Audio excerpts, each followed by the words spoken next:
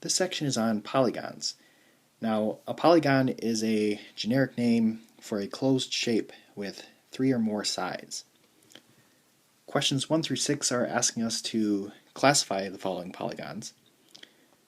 So a polygon with 3 sides, this is a triangle, which we've already worked with. 4 sides, the generic name is a quadrilateral. So we can have squares, we can have rectangles, but those are more specific. The generic name is a quadrilateral.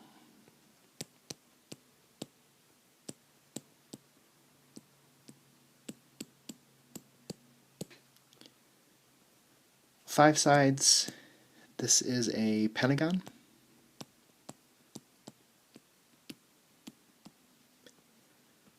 Six sides, this is a hexagon.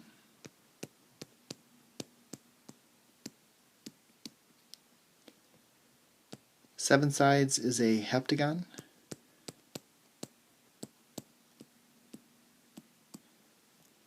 And then 8 sides is a octagon.